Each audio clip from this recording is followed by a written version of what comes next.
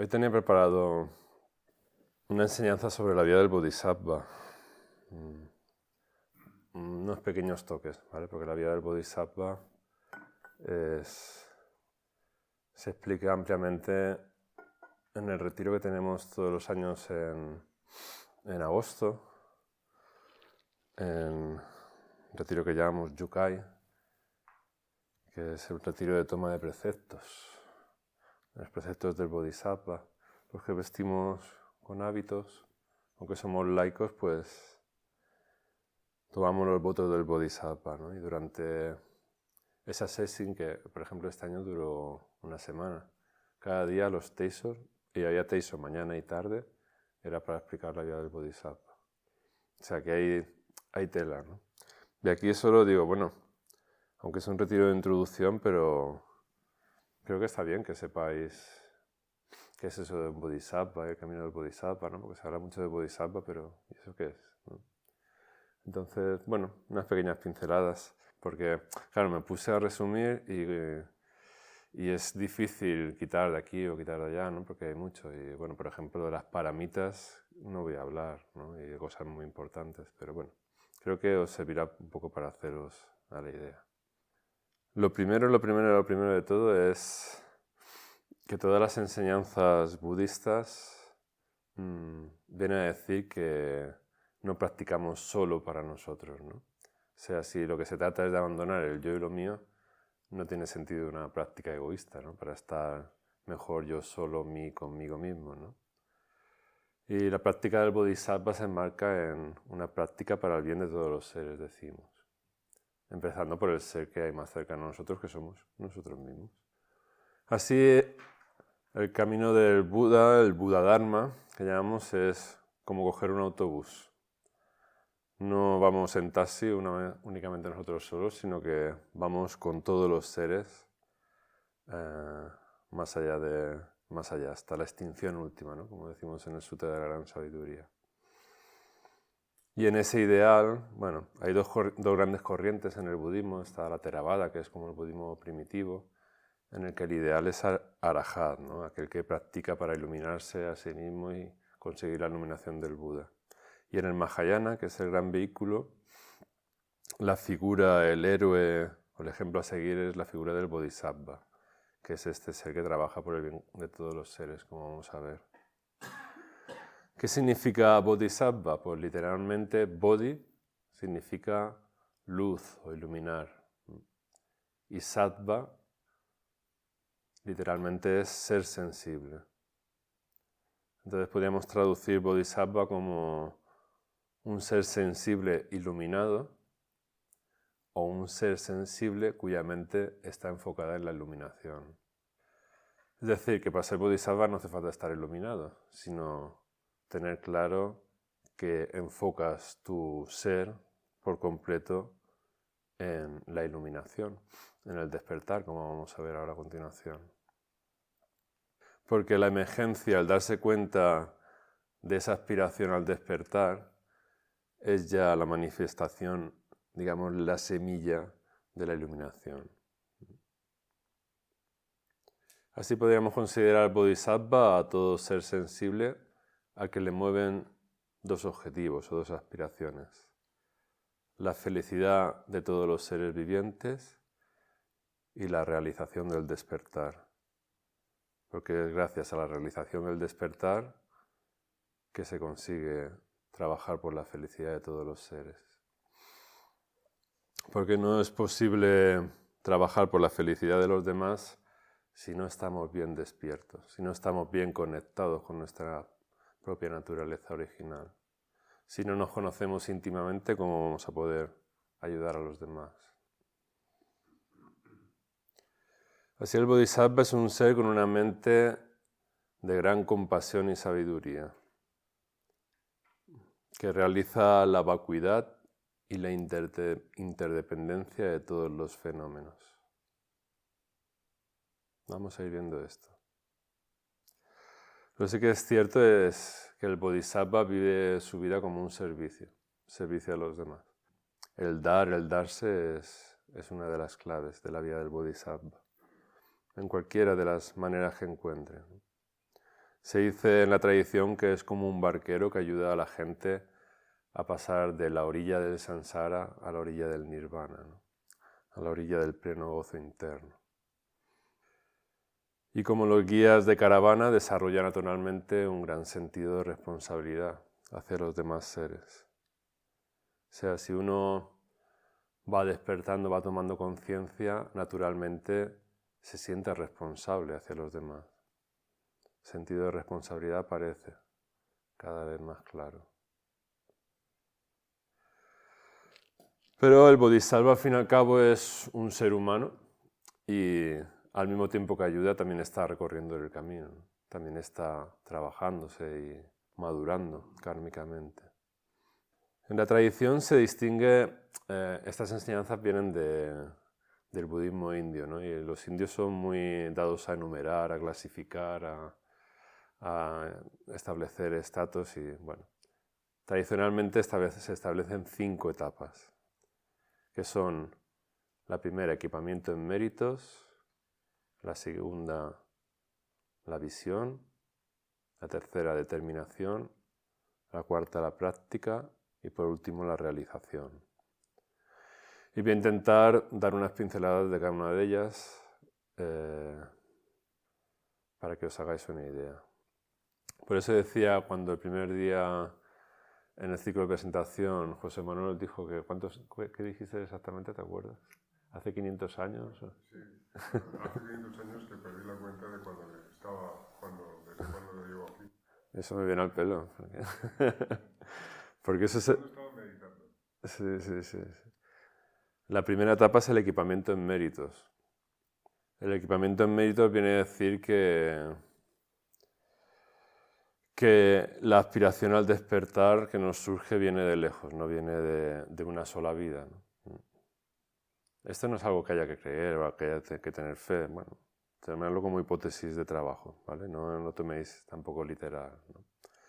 Pero lo que sí que es cierto es que, bueno, aquello de que todos venimos al mundo por igual, ¿no? Como una tabla rasa, tengo 3 hijos y puedo asegurar que no. O sea, cada uno ya viene con unas tendencias, ¿no? Para nosotros, para los budistas, es con unas tendencias kármicas, ¿no? Y ahí entra el tema de equipamiento en mérito. Porque no en todos los seres surge Bodhisin, la aspiración al despertar. Y en los que surge es, desde nuestra perspectiva, es debido a una larga maduración espiritual que viene de 500 años o más atrás, ¿no? Si realmente pudiésemos, por ejemplo, solo en esta vida, sin creer en otras vidas, establecer la red de causas y efectos que nos han traído hasta hoy aquí, a un templo zen, sea porque he leído, porque uno me ha dicho, porque otro tal, porque tal, ¿no? La red de causa y efecto es un buen ejercicio, es un buen ejercicio. Pero sea como sea, para nuestra tradición, si estamos aquí es porque tenemos una madurez espiritual para estar aquí y no haber salido corriendo todavía, por ejemplo. Así, desde un punto de vista amplio, el camino del Bodhisattva no se puede recorrer rápidamente, ¿no? No es fast food. Los frutos no pueden ser cosechados inmediatamente, sino que se necesita un largo proceso de maduración, incluso de varias vidas. Incluso varias vidas en una vida, ¿no? Yo sí he hecho la vista atrás, ¿cuántas vidas he vivido ya en esta vida? Bueno, lo dejamos ahí esta parte. Digamos que si uno conecta con esa aspiración al despertar, yo llevo muchos años haciendo introducciones a la meditación zen, ¿no? Un ejemplo más sencillo. Doy la misma introducción todos los años, 4 o 5 veces, depende del año, ¿no? Y no sé por qué, algunas personas conectan y siguen practicando y otras están encantadas, les ha encantado la introducción, pero nunca vuelven a aparecer por la práctica, ¿no? Y otros incluso se ordenan bodhisattvas, ¿no? Me viene al caso a la mente algunos ejemplos. Bueno, Eso para nosotros la explicación es por la maduración kármica de esa persona. Y ese es el equipamiento en méritos, ¿no? Hay como una necesidad de tener algo previo para conectar con estas enseñanzas. La segunda etapa es la visión. Y bueno, la visión es justo lo que la primera charla de este retiro que os di. Recuerda que puse el ejemplo del arquero en el kyudo, en el tiro con arco, de si una flecha. Pues, si no tenemos una clara visión de hacia dónde vamos, pues cómo vamos a llegar, ¿no? Y ahí entran las 4 nobles verdades y el noble tuple sendero. Y hay un breve recordatorio. ¿Cuál era la... Venga, va, pregunta de examen. ¿Cuál era la primera noble verdad? A ver si estabais atentos. Dolor. Sufrimiento. Pero de alguna manera, si estamos aquí, es porque sentimos que lo que hay ahí fuera es como un poco insatisfactorio. Ahí fuera me refiero a lo que la vida normal nos ofrece, ¿no? Es insatisfactorio e incluso muchas veces doloroso, ¿no? Nos causa sufrimiento. Y es ese contacto con esa insatisfacción, con esa carencia, digamos, el que nos puede mover a buscar una salida, ¿no? Porque el camino del Bodhisattva justo es el camino que trata de transformar dukkha, ¿os acordáis de dukkha?, en compasión. Y para ello necesitamos reconocer nuestra propia insatisfacción y ver cómo se manifiesta en todas sus formas, en todas las formas posibles. ¿Y la segunda noble verdad cuál era? Ya no me acuerdo. Las causas del sufrimiento. La causa del sufrimiento. ¿Y cuál era la causa? A Claudia le voy a poner un 10, los demás. Los 3 venenos. Y incluso de los 3 venenos, pues se puede decir que la ignorancia es al final la causa del apego y del rechazo, ¿no? Porque es la ignorancia no de no haber leído libros, no de no haber ido a la universidad, sino la ignorancia de no ver claramente la realidad tal cual es, ¿no? En fin, al fin y al cabo, la raíz del sufrimiento es el apego a la autoimagen del yo y lo mío. El yo y lo mío decimos. Es una imagen ficticia y limitadora por definición. Al fin y al cabo eso es una foto, es como si nos hiciésemos una foto de lo que somos y ya nos creemos que somos eso, ¿no? Por ejemplo, nos decimos, eso pasa mucho en el enagrama, ¿no? Uno se hace la foto, es el eneatipo tal y ya va con esa foto a todas partes, ¿no? Por eso cada medicina tiene sus contraindicaciones, ¿no? Conozco a muchas personas que se identifican completamente, que es cierto, el enagrama es una herramienta genial, pero también tiene sus contraindicaciones, ¿no? Si nos identificamos al final con el eneatipo y no somos capaces de ir más allá. Y la tercera noble verdad es sukha. Sukha es, muchas veces se le llama nirvana, pero nirvana, nosotros los occidentales, a mí al principio me pasaba que decía nirvana, eso es el cielo budista. Los practicantes budistas van al cielo budista, al nirvana. No es exactamente eso, ni mucho menos. Es más bien entrar en contacto con nuestra auténtica naturaleza original, con el estado de dicha y de bondad que somos en realidad, ¿no? Por eso decimos, nuestra práctica no consiste en llegar a alcanzar a ser algo, sino más bien en desprendernos de capas para llegar a esa naturaleza original, que es nuestro estado natural, ¿no? En el que hemos puesto como capas y ahora lo que se trata es de aprender a desarmarlas para conectar con ello. Porque el budismo cree firmemente en la bondad innata del ser humano y nuestra tarea consiste en conectar con ella, en ser capaces de escuchar y de vivir a través de ello. Y para eso tenemos que acallar el loro que estamos siempre aquí articulando y sin parar de darle vueltas como una rueda de hámster, ¿no? Por eso el sentarnos y el aquietarnos, para que eso se vaya aquietando y ser capaces de escuchar esa confianza innata en la bondad del ser humano. Y por último, ya sabéis, la cuarta noble verdad es que hay una manera y un camino para llegar a ello. Es el noble octuple sendero, que ya hablamos y no vamos a insistir ahora, ¿no? Pero sí recordar lo de Sila, Samadhi, Prajna viene muy bien. Es Sila la vida cotidiana, Samadhi la práctica de meditación y Prajna la sabiduría, ¿no? Como la práctica meditativa surge la sabiduría para vivir una vida cotidiana más armoniosa. Y eso, naturalmente, nos va conduciendo a conectar con lo más profundo de nosotros mismos. Esa es la visión, la segunda etapa. El Bodhisattva tiene que tener clara, vive en esas coordenadas, con esas coordenadas. La tercera etapa. Esta la he desarrollado un poquito más porque, bueno, tiene también sub-ítems, ¿no? En la tercera etapa se le llama la determinación.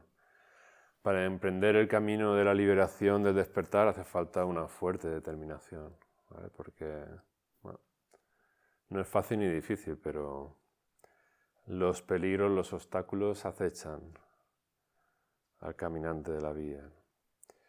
Y en esta etapa de la determinación, pues los subítems, las subetapas son la adhesión emocional,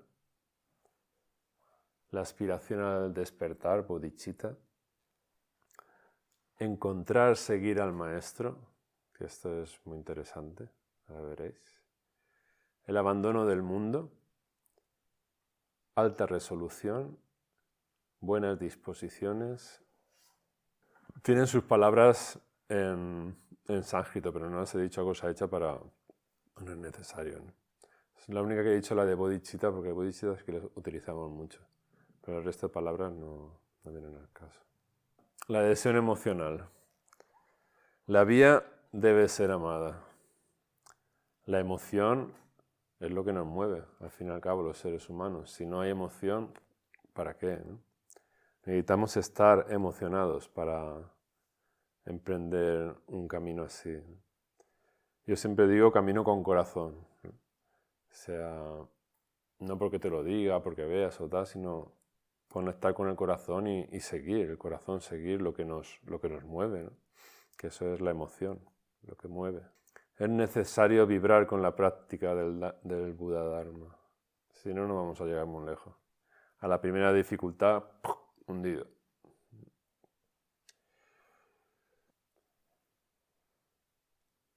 Y la chispa que mantiene esta motivación activa es conectar con Bodhi-Shin, con la bodhicitta, que es el siguiente. Y Bodhi-Shin es ni más ni menos que la aspiración al despertar por el bien de todos los seres, que es el segundo punto. El Buda Sakyamuni, cuando se despertó, estuvo dudando, porque había comenzado a despertar, digo, pero esto es tan sutil, que no sabía, tuvo un momento ahí de duda, no sabía si compartirlo con el resto de seres humanos, porque ¿quién iba a apreciar una cosa tan difícil que tanto le había costado alcanzar, ¿no? Pero se dice que al fin y al cabo lo que surgió en él con una fuerza irremediable fue la compasión. O sea, ver que los seres humanos estaban sufriendo le llevó a compartir esa enseñanza. Y eso es bodhicitta.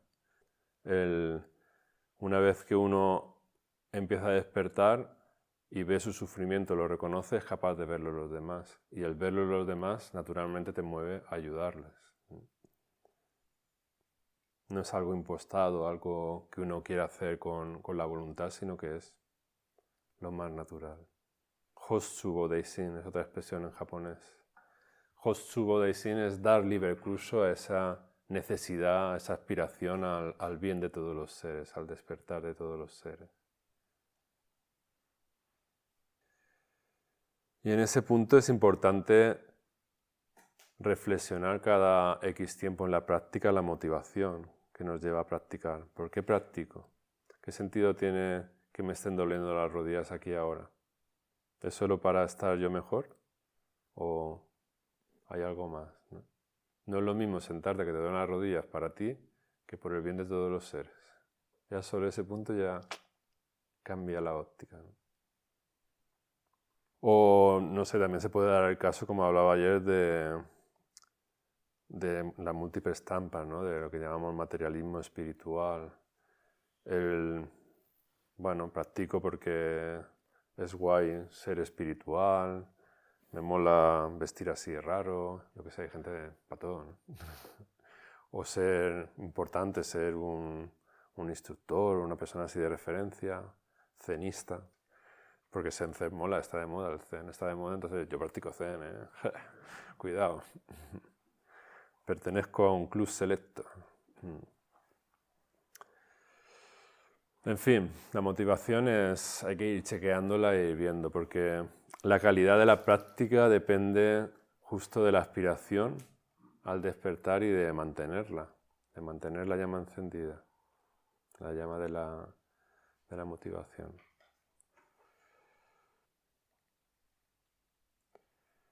El siguiente punto de la determinación es encontrar, seguir al maestro, Menju en japonés, Zuishin.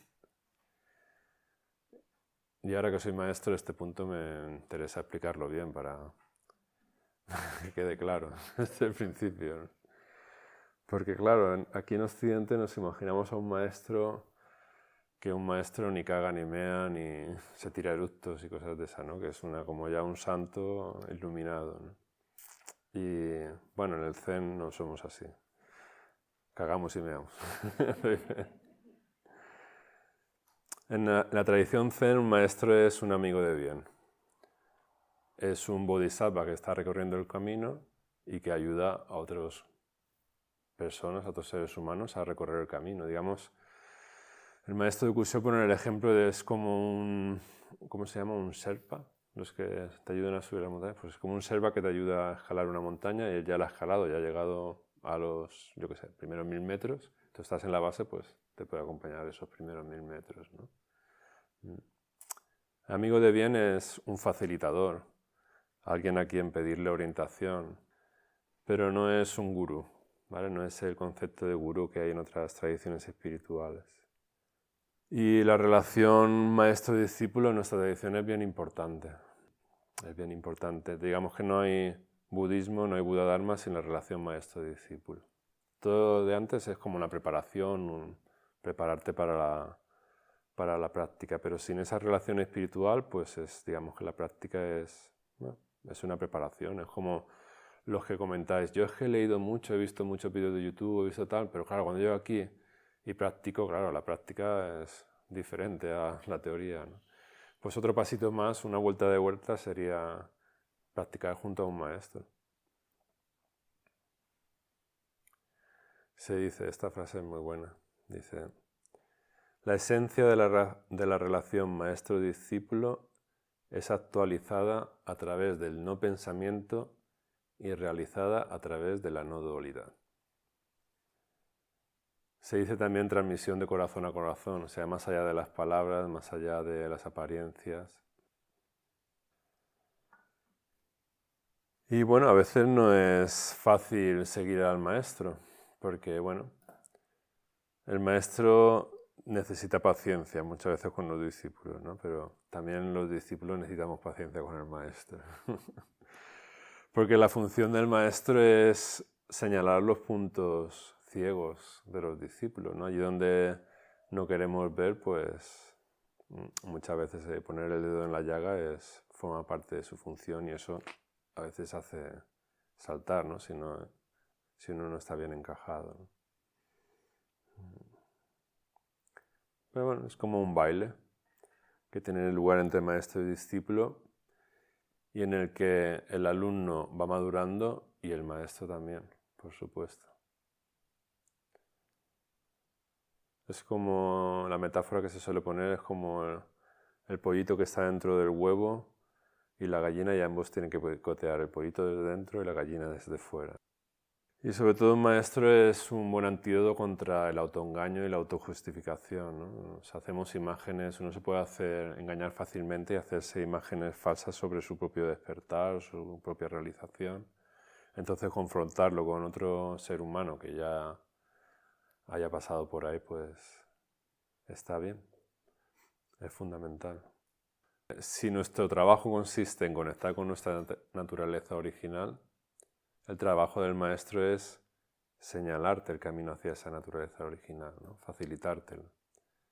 Y el ejemplo más claro es en la ceremonia de Bodhisattva, por ejemplo, con el nombre de Bodhisattva que te pone. El nombre de Bodhisattva es el dedo que señala hacia tu propia naturaleza original.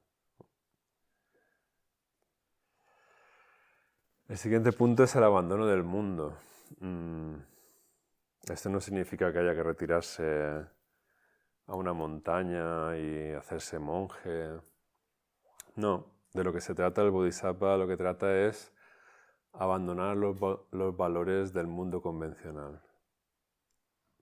En el mundo convencional el valor principal es el yo y lo mío, la competitividad, el provecho personal, la promoción social.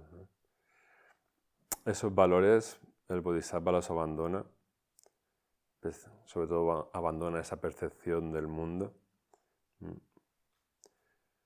y se pone a sí mismo y al resto de seres humanos en el mismo nivel.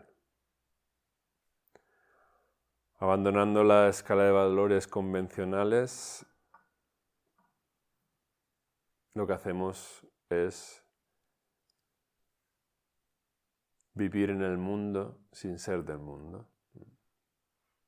Y esto, claro, los monjes lo tienen más fáciles porque como se retiran a un monasterio, pero estar en el mundo sin ser del mundo tiene más mérito. O sea que los laicos tenemos más mérito. O sea que no hay ningún monje por aquí. No, o sea, cada cosa tiene su aquel, ¿no? Pero vivir en el mundo sin ser en el mundo es un buen koan, ¿no? Y de esta manera el Bodhisattva se convierte en un puente entre el mundo del Buda y los seres humanos. Y la alta resolución. ¿Qué significa la alta resolución? Determinación inquebrantable, a prueba de bombas. O sea, una vez que uno conecta con su bodhicitta, mantenerse ahí, mantenerse firme, ¿no? Hay que tener una alta resolución. De alguna manera uno siente que ya no hay vuelta atrás, ¿no? Es como lo de Matrix, ¿no? Pastilla azul, pastilla roja. Una vez que uno empieza a despertar no hay vuelta atrás, ¿no? Y si no hay vuelta atrás, cuando uno ya empieza a tomar conciencia, uno ya no puede volver a dormir, ¿no? Lo siento. Es así. Entonces, si uno ya no puede volver a dormir, pues entonces no hay vuelta atrás. Alta resolución. A despertar lo máximo posible. Y buenas disposiciones. Qué importante es esto en el camino del Bodhisattva. Buenas disposiciones es siempre tener una actitud de disponibilidad total. Estar despierto, atento y ¿qué hace falta ahora? Eso, por ejemplo, en un retiro los responsables lo practicamos continuamente, ¿no? El que está allí quieto, atento al incienso, a la vela, tal, siempre en disposición, en todos los detalles, ¿no? Pero luego eso se lleva a la vida cotidiana. Y de alguna manera hay que tener una buena disposición para saber lo que se tiene que hacer, pero también ser flexible y fluir con las circunstancias de cada momento.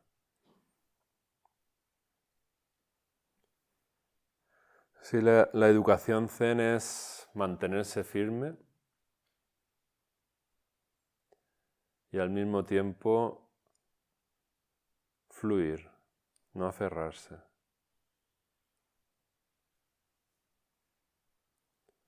Ese es un koan también importante. Por ejemplo, en la postura, cuando estamos sentados, que hay que mantener firme y que hay que soltar. Y eso es así luego para todas las cosas en la vida. hay cosas, momentos, actitudes en las que hay que mantenerse firme y otras fluir con las circunstancias, ¿no?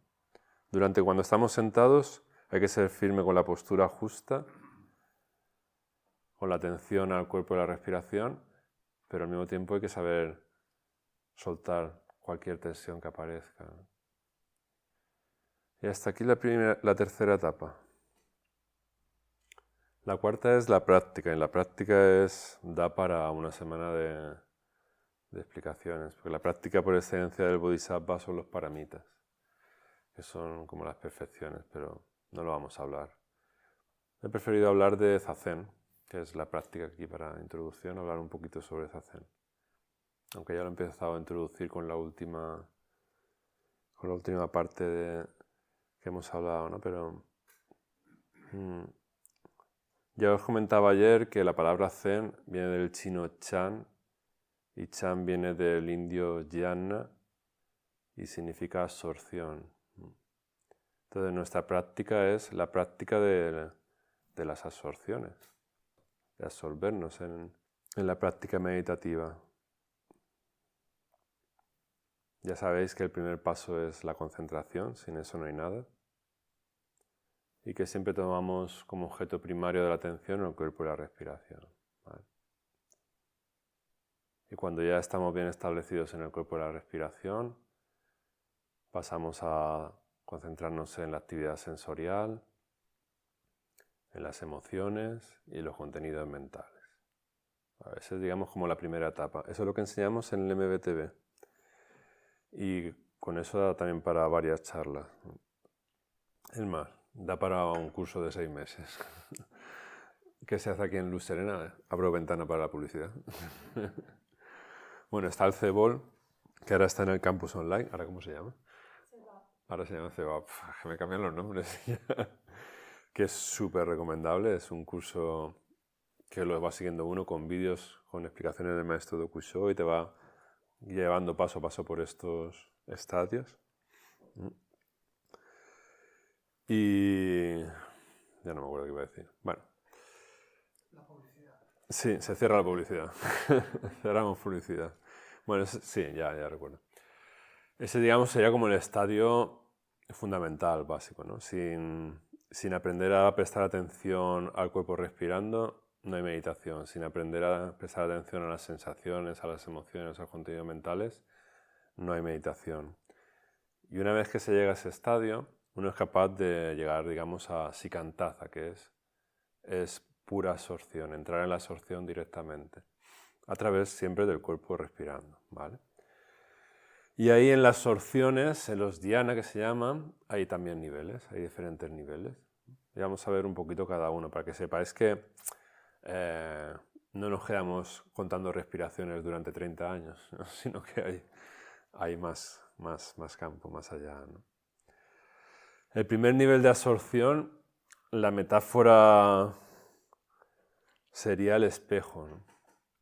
Aparece la conciencia espejo, en la que sensaciones, emociones, contenidos mentales, todo lo que aparece, lo reflejamos como si fuésemos un espejo. Pero sigue habiendo pensamientos, sigue habiendo contenidos mentales.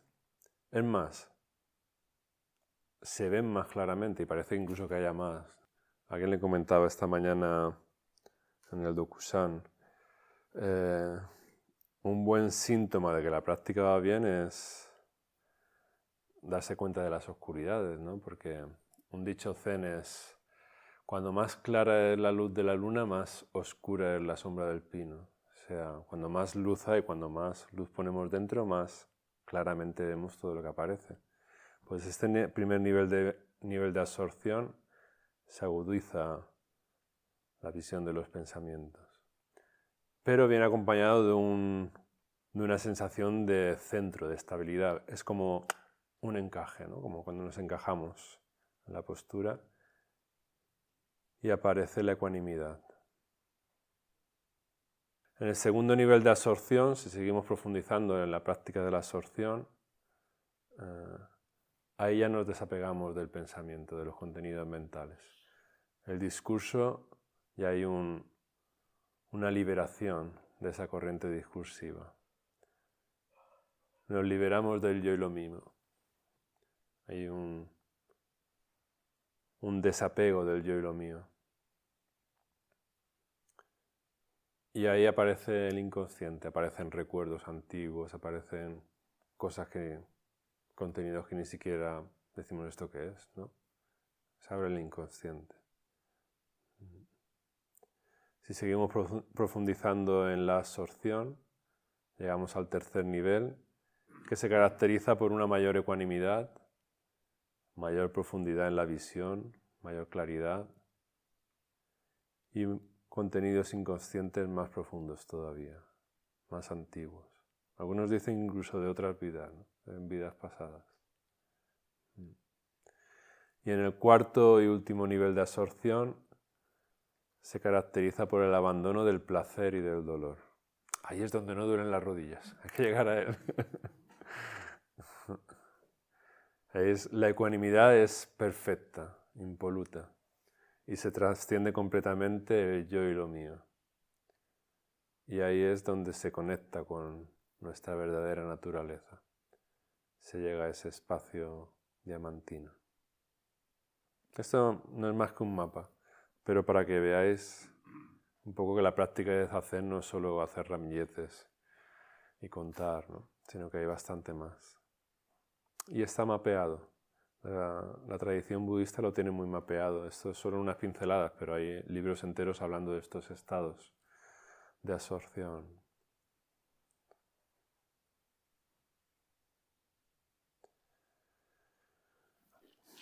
Y una característica muy importante de todas las absorciones es la disolución de la visión de la realidad como sujeto-objeto, ¿no? Generalmente siempre somos un yo percibiendo algo que está fuera de nosotros, ¿no? Y esa dualidad continuamente. En las absorciones esa dualidad se diluye completamente y aparece la experiencia de no dualidad, la experiencia de unidad. Y es una manera de percibir la realidad bastante diferente a la separación sujeto-objeto, ¿no? Que es nuestra conciencia ordinaria y que también es una de las causas de nuestro dolor y sufrimiento.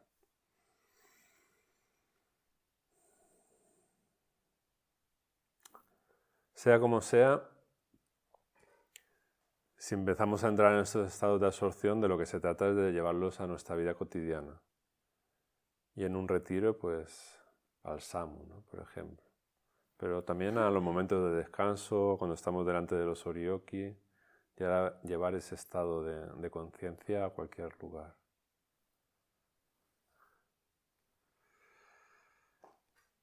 Y la quinta y última etapa sería la realización del Bodhisattva. Si las 4 nobles verdades eran la verdad del dolor, la verdad de la causa del dolor, la verdad de la cesación, hay un estado libre de dolor y hay un camino para llegar a ello, en la quinta etapa, la de la realización, se dice: el dolor ha sido reconocido, el origen del dolor ha sido destruido, la cesación del dolor ha sido realizada, el camino hacia la cesación del dolor ha sido recorrido. Es las 4 nobles verdades, pero con una nueva formulación. Y bueno, simplificando también esta etapa de la realización, una pincelada sobre la realización, ¿no? El fruto de nuestra práctica no es la santidad, decimos, sino que es la sabiduría. ¿Pero es una sabiduría de leer mucho, de estudiar mucho? No, ya hemos visto que no. Es más bien una sabiduría intuitiva, que debe ser distinguida del conocimiento racional y dualista, analítico. De alguna manera debemos desarrollar una confianza profunda en la sabiduría innata de nuestra naturaleza humana. Dejarnos caer hasta el fondo de nosotros mismos y desde ahí escuchar, permanecer atentos.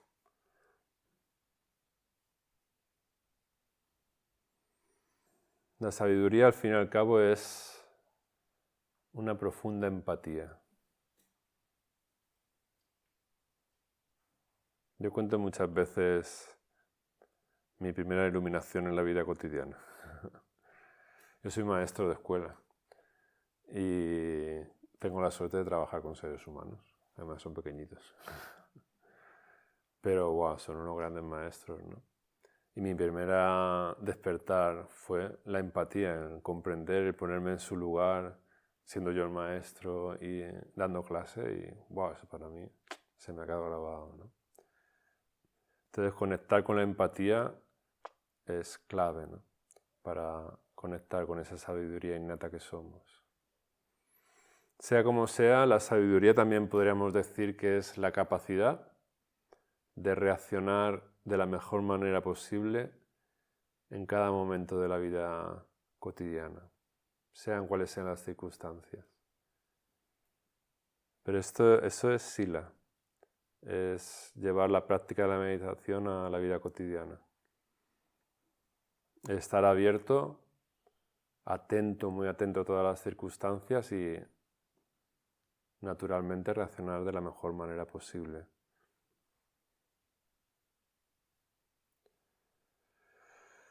Así, lo esencial no lo vamos a llegar a conocer nunca, ¿no? La verdadera realidad es inasible, inatapable, por eso la llamamos vacío, suñata, porque no la podemos conceptualizar, pero sí la podemos experimentar, sí la podemos experimentar.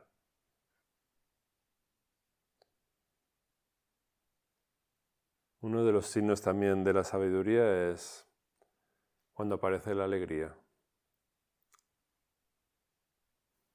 Aparece como una alegría interna inexplicable.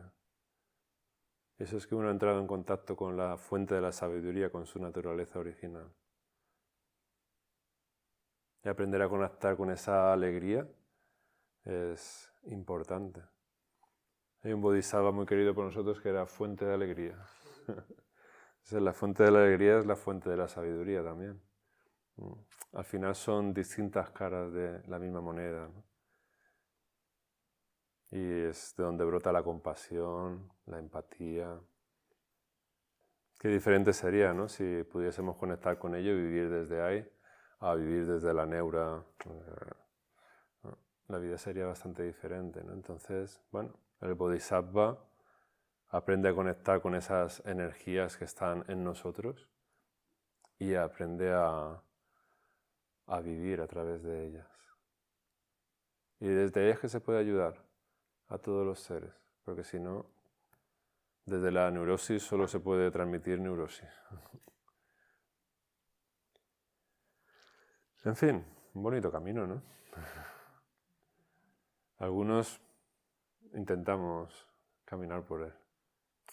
Y la invitación está ahí. Es una charla para invitaros a si tenéis la suficiente madurez kármica, no tan antigua como la de José Manuel, pero bueno, sí. Nada, para que comprendáis un poquito también lo que hacemos aquí, ¿no? Porque, claro, si siempre venís a retiros de introducción y siempre se dan charlas de introducción, pues no tenéis la oportunidad de conocer estas enseñanzas, ¿no? Y es solo unas pinceladas breves, ¿no? Para que os hagáis una idea. ¿Algún comentario, alguna duda, algo que queráis? Esta vacuidad que las comentas, que has comentado de esa, yo lo he oído mucho, pero no sé exactamente qué es. Sí, es lo innombrable, lo inmanente, como no le podemos poner nombre, pues lo llamamos vacuidad. Porque no te puedes hacer una idea sobre ello. Si te haces una idea, eso ya no es la vacuidad. Así que no sé qué decirte, porque ¿cómo te puedo decir algo sobre algo que no se puede decir nada? Sí, pero es complicado ponerlo en palabras, pero se puede experimentar. Se puede experimentar y esa es la gracia. Y por eso en el Zen nos limpiamos el culo con los sutras, decimos. Porque por mucho que esté escrito, por mucho que leas, por mucho que estudies, no vas a llegar a ella. Pero sí lo puedes experimentar. Y cuando lo experimentas, ya no necesitas decirlo con palabras. Ya no necesitas palabras. Esa señal significa que he terminado. Vale, María. Lian. ¿En qué mindfulness se diferencia del Zen? Uno y otro. ¿Son los rituales o hay algo más? A ver, es que hay muchos mindfulness. Está el mindfulness que están... que practica, se está como de moda en Occidente, que lo llevan a cabo los psicólogos, ¿no? Entonces es una visión muy psicológica de la práctica y más como una herramienta, ¿no? Para manejar el estrés, la ansiedad. Y, bueno, es una visión muy limitada de la capacidad, del potencial que es la herramienta de la meditación. Es como matar moscas a cañonazos, ¿no? O sea, es cierto que practicando meditación puede ayudar al estrés y tal, pero claro, es tan limitado esa parte con todo lo que nos puede ofrecer. Pero bueno, no hay mal que por bien no venga, porque gracias a eso muchas personas están conociendo la meditación y pueden ir un poquito más allá. Y luego está el mindfulness que algunos maestros budistas están, digamos, desarrollando. Sería el mindfulness 2.0. ¿no? Que es, por ejemplo, el que ha puesto el maestro Dokusho en marcha. Aprovechando el tirón del mindfulness, digo, bueno, pues vamos a darle un poquito más de profundidad, que no sea solo superficial, ¿no? Y el mindfulness que ofrece la Escuela de Atención Plena, que también es, digamos, como parte de la casa, ¿no? Está la comunidad budista Estudio Zen, que somos nosotros, y la Escuela de Atención Plena, que es el maestro Dokusho. Lo que ha hecho ha sido, vale, mindfulness, quitamos todos los aspectos religiosos, todo lo que sea hábitos, todo lo con connotación budista, y está tratado con muy occidental, accesible a cualquier occidental de nuestro tiempo, pero con una profundidad importante porque está el contexto ético del budismo, ¿no? Porque se puede decir, el típico ejemplo, ¿no? Un francotirador puede tener una concentración impecable, pero su objetivo es matar a un ser humano. ¿Eso es ético? Entonces, claro, la herramienta de la concentración, de la atención plena, pero con el fondo ético budista sin llamarlo budismo. Es un caballo de Troya que se ha sacado de la manga el maestro Dokusho. Para darle un poquito más de profundidad, que solo sea atención plena, vivir en el momento presente y relajarte, ¿no? Que está bien, y a muchas personas seguro que le va a hacer mucho bien, y seguro que muchas personas van a decir, bueno, yo quiero más, ¿no? Esto viene del budismo, pues bueno, está genial, está bien. Claro, pero si solo te quedas en eso, pues desde nuestro punto de vista te quedas en muy pobre, ¿no? Te estás perdiendo lo mejor del pastel. Esa es mi opinión. Gracias. Salva. Y a partir, digamos, claro, a partir de aquí, ¿cómo seguimos? Es decir, sigo en mi casa, obviamente, practicando, pero claro, me interesa y tampoco quiero repetir lo que decías, no quiero esa introducción. Me quiero avanzar y no quiero esperar un año a avanzar. Pues, claro, nos montamos un dojo, yo soy de Barcelona, no tengo ni idea ni de qué hay, sé que hay varios, pero no... Sí, hay varios, tú tienes mucha suerte. No sé ni cuál de ellos, ¿sabes? Es como... Ya, de nuestra comunidad no hay ninguno, así que... Pero bueno, hay otras, así ves otras... Sí, en Barcelona está mucho, sí. Sí, hay otros maestros Zen, así ves otras maneras de hacer, otras sensibilidades. Tienes esa oportunidad, aprovechala. Sí, la tradición Soto Zen. Y el Soto Zen. Roshi lo recomienda. Ah. Me informó en secretaría que si alguien se comunicara de Barcelona lo recomienda. ¿Ves? Eso no lo sabía. Sí, Luis Janssen se mueve bastante en las redes. Sí, no, yo lo que os recomiendo a todos es repetir retiro de introducción. O sea, os comunico que habéis suspendido.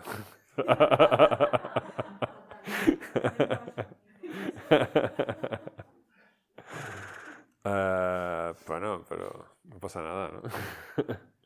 Yo sigo haciendo retiros de introducción y llevo 30 años practicando. Lo de retiro de introducción es...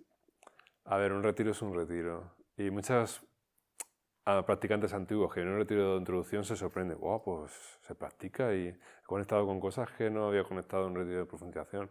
Zazen es zazen. Y da igual que sea de introducción, de acercamiento, de profundización. Da igual. Cuando te acercas, menos, digamos, yo venía después del acercamiento en el cual en casa fui incapaz de hacer nada, venía acojonado. Yo no sé si podré. No es para menos. Y, bueno, pero una vez hecho ya sabes que si vuelves, sabes que puedes, ya no lo intentas de otra manera. No, los niveles los hemos hecho más para que os sintáis cómodos, pero Zazen es Zazen. Zazen es la prueba del algodón. O sea, y en Zazen da igual que sea de acercamiento porque te pone frente a ti. Y dice, Zazen, las redes del intelecto no pueden ataparlo, ni las fantasías, ni las imágenes que te hagas, sino Zazen es mano de santo. Así que para seguir profundizando, pues seguir practicando. Esto funciona como la gotita, ¿no? Una gotita cae en una piedra de granito, que es la piedra más dura, y al final la va erosionando, ¿no? Pues la práctica de Zazen es un Zazen, y funciona por acumulación. Se va acumulando la práctica. O se va desacumulando, vamos quitando capas. Sería más propio, ¿no? Gracias. Sí. Con lo que nos ha contado hoy, con la práctica de estas enseñanzas, podemos obtener la paz y la felicidad. Realmente,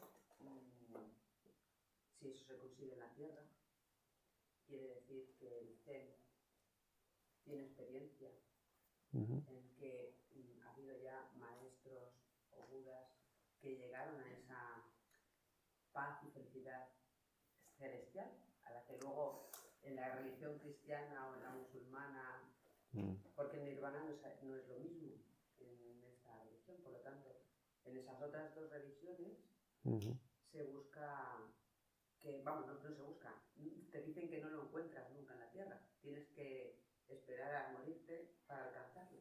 Por lo tanto, ¿se podría llegar a alcanzar en la tierra? O sea, alcanzar... Mi pregunta es más,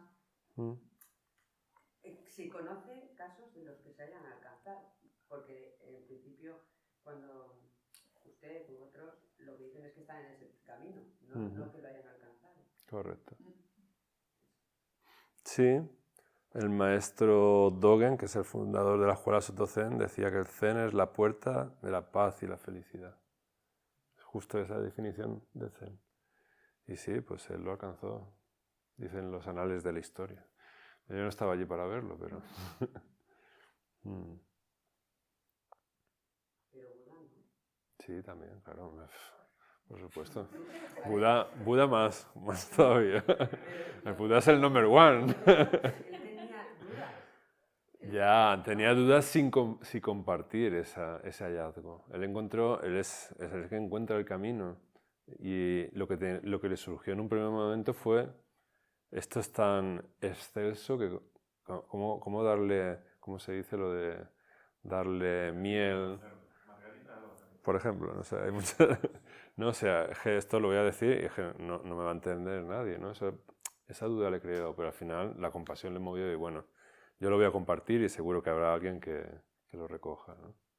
Y así fue, de hecho ha llegado hasta hoy, hasta nuestros días. Pero sí, él fue el primero el que abrió el camino. Pero sea como sea, da igual que no te lo cuenten, o sea, tienes que comprobarlo en ti mismo. ¿De qué te sirve? Como el Buda lo consiguió, pues entonces, vale, pues es que sí. Pues a lo mejor, quién sabe, hace 2600 años, igual se lo inventó y ha llegado hasta ahí la bola. Y es todo una flipada. Oye, el maestro Godo Sawaki tiene un libro que antes lo teníamos en secretaría, lo tradujimos aquí en la comunidad, lo trajo el maestro de Kusho con ayuda de una persona, e hicimos una edición en papel que era casera, digamos. Y el título del libro es el Zen es la mayor patraña de todos los tiempos. ¿Está en Zen digital? ¿En edición PDF? No, en varios. Sí, ¿no? Yo no me acuerdo, yo qué sé. Vale. Lo tenemos publicado también en internet. En Zen Digital, que es una revista que seguimos publicando cosas, ¿eh? Seguimos publicando cosas. Es coña. Sí. Que no te lo cuenten. Aquí lo suyo es experimentarlo y tomar las enseñanzas como el dedo que señala la luna. Pero decimos, no quedarse mirando el dedo, sino mirar a la luna y experimentarlo, ¿no? Esa es la gracia. Y por ejemplo, mañana es el último día del retiro. Y yo no sé si sois conscientes o si vais tomando ya conciencia, pero muchas veces José Manuel lo dice, estaría bien tomarles una foto cuando llegan y una foto cuando se van, ¿no? Ya os ha cambiado la cara aunque no os deis cuenta, aunque no seáis conscientes. O sea, en el bueno, en el bueno. Depende del caso. Depende de tus tendencias kármicas. Ahí lo dejo. En algunos sitios lo hacen. Sí, he visto por ahí. Sí, yo también he visto por internet. Bueno, así bien.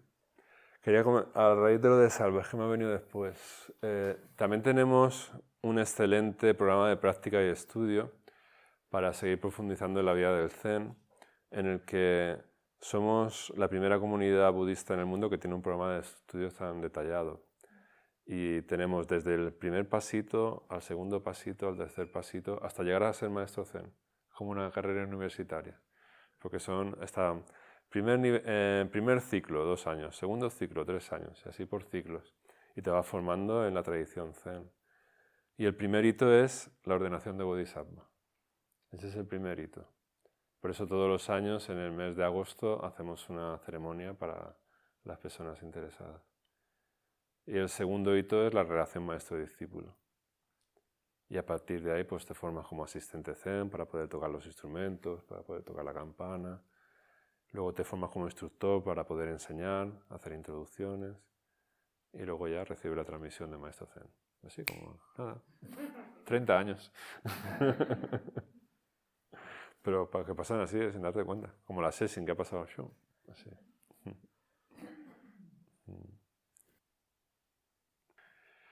Sea como sea, bueno, ya estamos terminando el retiro, pero como decía el maestro Taishen de Shimaru, hasta la última gotita de pipí. O sea, seguimos atentos, seguimos en silencio o empezamos a estar en silencio, los que todavía no han conseguido entrar en el silencio.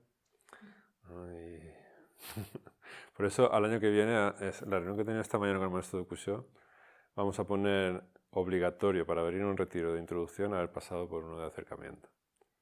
Para que, es que por mucho que insistimos, es que no hay manera. Y el silencio, mira que es importante. Pero claro, si no te entrenas antes, es difícil. Yo entiendo que es difícil. Pero es tan beneficioso el silencio. No sé si habéis leído biografía del silencio, se llama, de Pablo II, que es de la tradición católica, ¿no? Es sacerdote. Sí. Pues silencio. Please. Oye, como hago con mis alumnos. A veces. Bueno. Seguimos atentos, atentas. Y vamos a seguir en silencio. Os hago una propuesta. Intentar estar en silencio hasta mañana a la hora del desayuno. Y mañana después del desayuno ya podemos hablar hasta que nos vayamos. ¿Vale? ¿Está todo hecho? Hacemos la prueba a ver qué tal. Y así no os quedáis con no os perdéis la experiencia de vivir en silencio. Porque va incluido en el precio. Así que no os perdáis la experiencia, ¿vale? Venga.